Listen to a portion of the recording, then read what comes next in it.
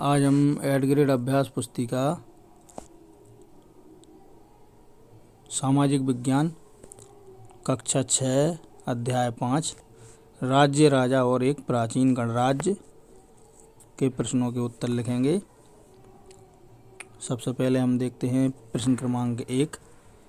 चित्रित धूसर पात्रों पर चित्रकारी सामान्यतः पाई जाती है। विकल्प ए है पशुओं की, बी है पक्षियों की, सी वनों की, डी सरल रेखाओं और ज्यामितीय आकृति की। तो इसका सही विकल्प है डी, सरल रेखाओं और ज्यामितीय आकृति की। डी वाले विकल्प पर सही का चिन्ह लगा लें और नीचे इसको लिख भी लें। अब हम प्रश्न क्रमांक 2 देखते हैं। लोहे की फाल का जुताई में और धान के पौधों की रोपाई में उपयोग किस काल में प्रारंभ हुआ था? उत्तर है ए हड़प्पा काल, बी वैदिक काल, सी महाजनपद काल, डी संगम युग। सही विकल्प इसका सी है, महाजनपद काल। सी वाले विकल्प पर सही का चिन्ह लगा लें। प्रश्न क्रमांक 3। महाजनपद काल के राजगृह और पाटलिपुत्र किस वर्तमान राज्य में स्थित हैं? ए विकल्प है उत्तर प्रदेश, बी मध्य प्रदेश, सी बिहार, डी झारखंड। सही विकल्प है इसका सी, बिहार। सी वाले विकल्प पे सही का चिन्ह लगा लें। अगला प्रश्न देखते हैं, चौथा। गण या संघ की व्यवस्था किस राज्य की विशेषता थी? विकल्प ए है मल्ल, बी वज्जी, सी कौशाम्बी, डी अवंती। सही विकल्प है बी, वज्जी। बी वाले विकल्प पे सही का चिन्ह लगाएं। अब अगला प्रश्न देखते हैं, 5वां।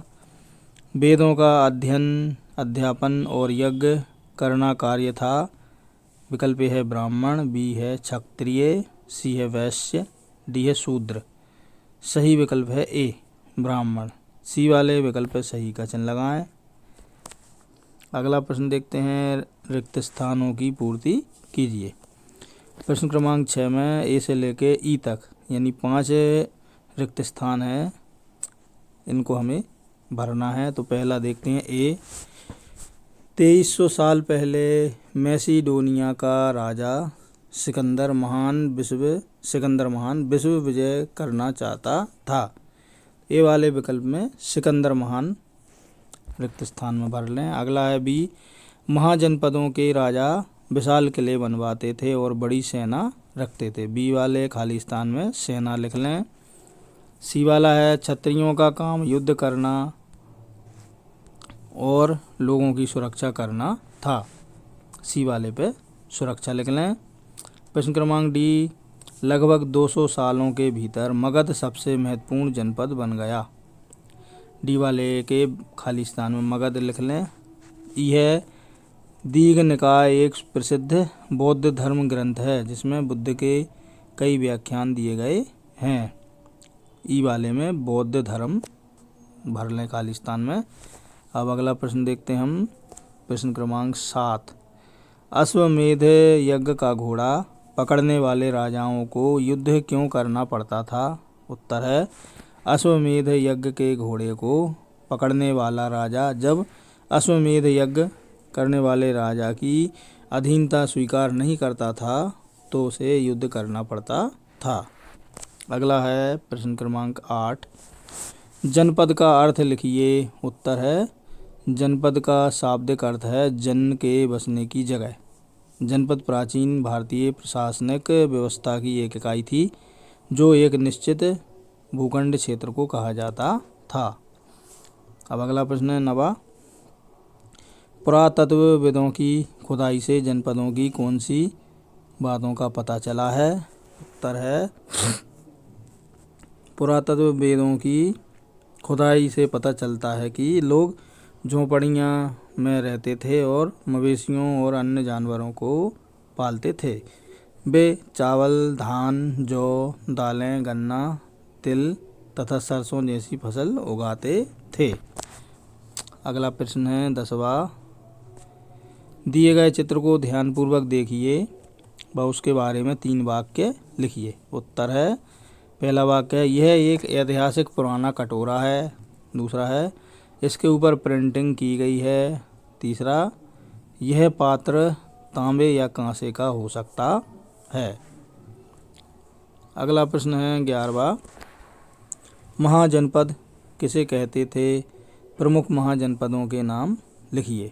उत्तर है करीब 2500 साल पहले कुछ जनपद अधिक महत्वपूर्ण हो गए, इन्हें महाजनपद कहा जाने लगा, जैसे मगध, हस्तिनापुर, कौशाम्बी राजगृह, वैशाली आदि। अगला प्रश्न क्रमांक 12, महाजनपदों के राजा कर क्यों वसूलने लगे थे? उत्तर है महाजनपदों के राजा विशाल किले बनवाते थे और बड़ी सेना रखते थे, इसलिए वह महाजनपदों के फिर से बताते हैं इसको। महाजनपदों के राजा विशाल किले बनवाते थे और बड़ी सेना रखते थे, इसलिए वह महाजनपदों के लोगों से कर वसूलने लगे थे। अब अगला प्रश्न है 13वां, मगध साम्राज्य के प्रमुख शासकों के नाम लिखिए। उत्तर है मगध साम्राज्य में दो बहुत ही शक्तिशाली शासक बिंबिसार तथा अजातशत्रु हुए हैं। अगला प्रश्न है 14वां, महाजनपद काल में कृषि के क्षेत्र में क्या परिवर्तन आए? उत्तर महाजनपद काल में कृषि क्षेत्र में दो बड़े परिवर्तन आए। हल्के फाल लोहे के लगने लगे, जिसके कारण कठोर जमीन को आसानी से जोता जा सकता है। इस कारण फसलों की उपज में वृद्धि हुई। अगला प्रश्न है गण या संघ के शासक अपना कार्य किस प्रकार करते थे? उत्तर है गण या संघ में कई शासक होते थे। कभी कभी लोग एक साथ शासन करते थे, जिससे प्रत्येक व्यक्ति राजा कहलाता था। यह सभी राजा विभिन्न अनुष्ठानों को एक साथ संपन्न करते थे। अगला प्रश्न है 16वां, मगध के नज़दीक कौन सा राज्य था? उसकी राजधानी क्या थी? उत्तर है मगध के नज़दीक वज्जी राज्य था, जिसकी राजधानी वैशाली विहार थी। इसी के साथ हमारा अध्याय 5 यहाँ पर कंप्लीट होता है, पूर्ण होता है। यदि आपको हमारा ये वीडियो अच्छा लगा हो तो वीडियो को लाइक ज़रूर करें और कमेंट सेक्शन में जाके आप अपने महत्वपूर्ण सुझाव हमें ज़रूर भेजें। इसी प्रकार के और अधिक वीडियो यदि आप देखना चाहते हैं तो हमारे चैनल को सब्सक्राइब अवश्य करें और बेल आइकन को प्रेस करें, जिससे कि आपको आगे आने वाले बहुत ही इम्पोर्टेंट वीडियो का नोटिफिकेशन सही समय पर प्राप्त हो सके। धन्यवाद।